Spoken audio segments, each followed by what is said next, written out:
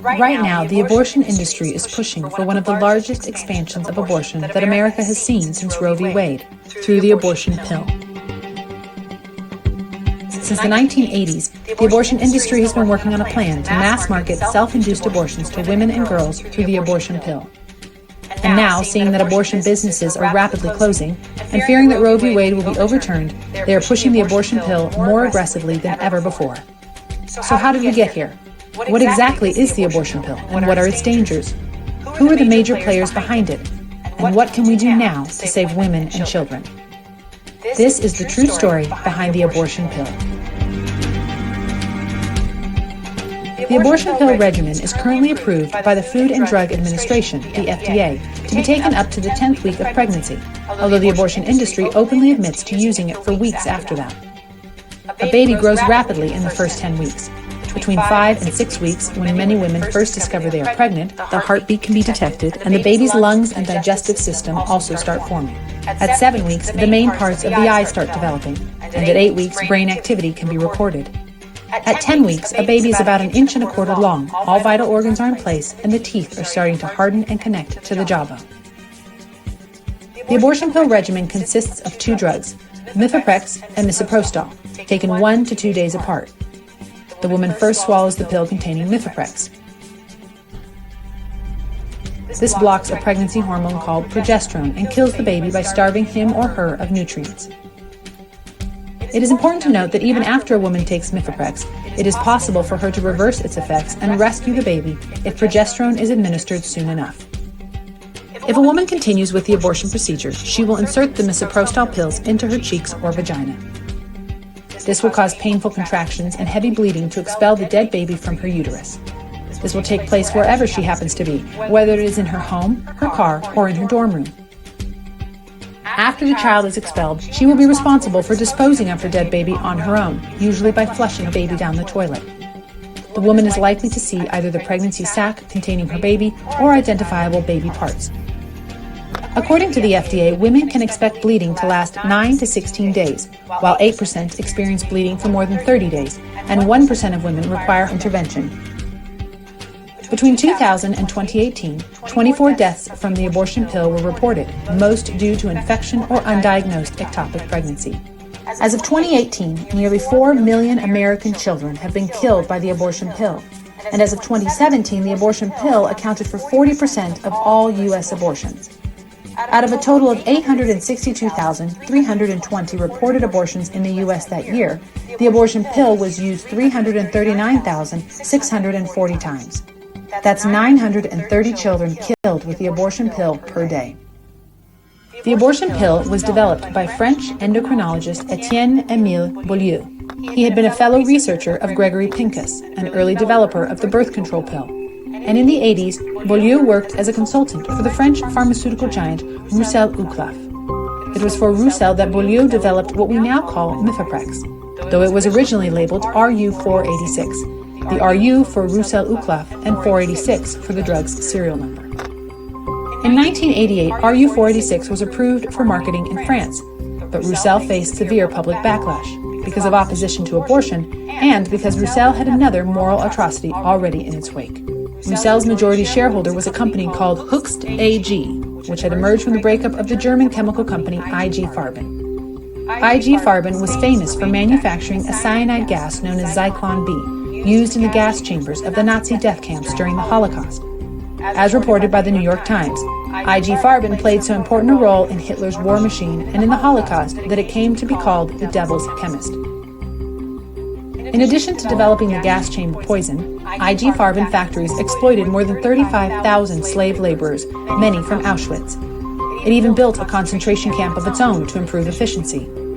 Pro-lifers immediately called out Hoechst and Roussel for creating poison to kill babies in the same way it had created poison to kill Jews. And their protests were enough to halt the abortion pill from being distributed in Europe and the United States. However, the French government intervened and ordered the distribution be allowed. The French Minister of Health said that from the moment government approval for the drug was granted, RU486 became the moral property of women, not just the property of a drug company. As has always been the case, abortion's moral atrocities were covered by holding up women as a human shield. Within 2 years, the French government was subsidizing the abortion pill.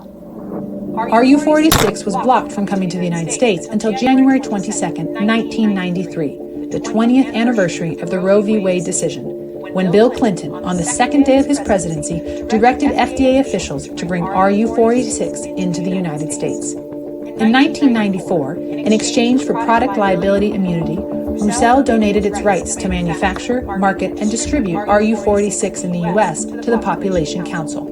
The Population Council says its goal is to help achieve a humane, equitable, and sustainable balance between people and resources. In reality, the Population Council has deep roots in the American eugenics movement.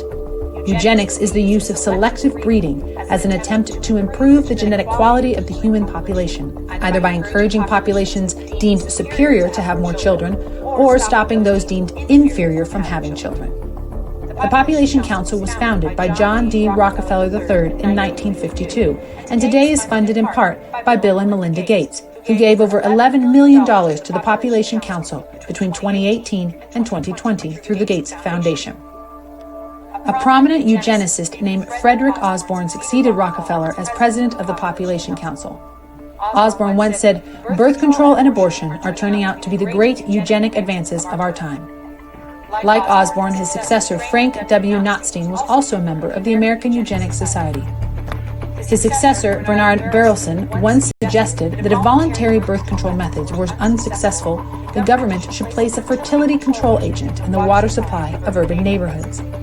Alan Guttmacher, founder of the Guttmacher Institute and longtime president of Planned Parenthood and vice president of the American Eugenics Society, sat on the Population Council's first medical advisory board. The Population Council launched the clinical trials needed for FDA approval. But there was a problem. Not one U.S. pharmaceutical company had stepped forward to research or manufacture the abortion pill. This is where the highly secretive Danko Laboratories comes in.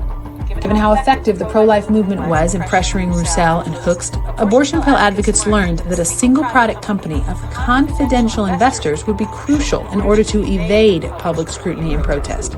So Danko Laboratories was formed with the explicit, singular purpose of manufacturing and distributing the abortion pill for the U.S. market.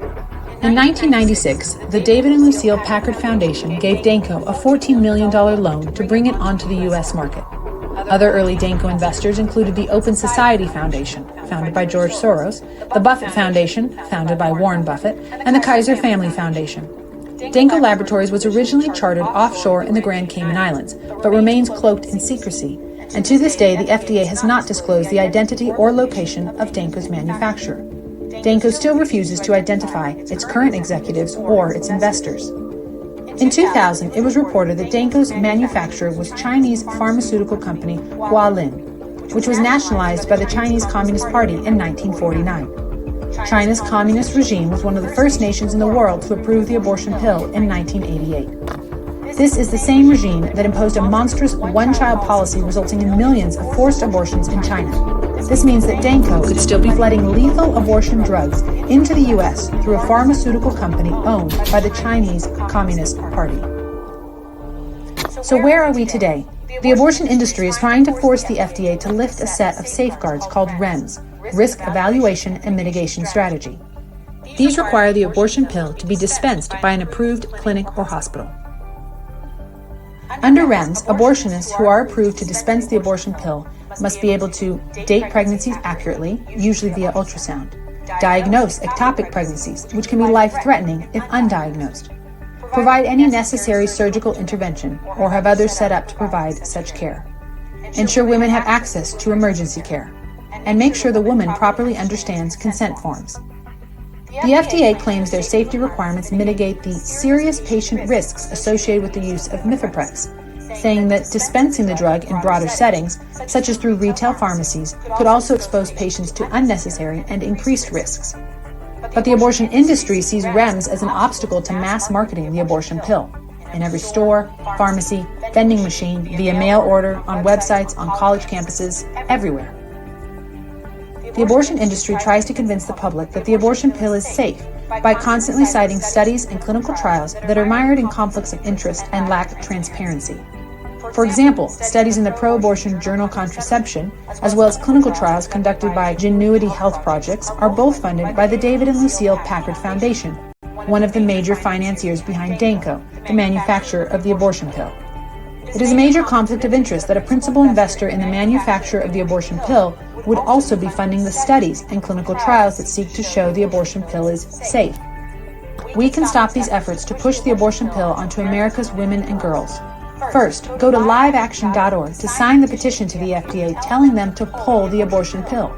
Second, sound the alarm and educate the public on how the abortion pill kills children and harms women, the humanity and beauty of a child in the first trimester of pregnancy, the possibility of reversing the abortion pill if a woman changes her mind after taking Mifeprex, the real experiences of women who reversed the abortion pill or regretted taking it, and the aggressive push to flood our store shelves with abortion pills.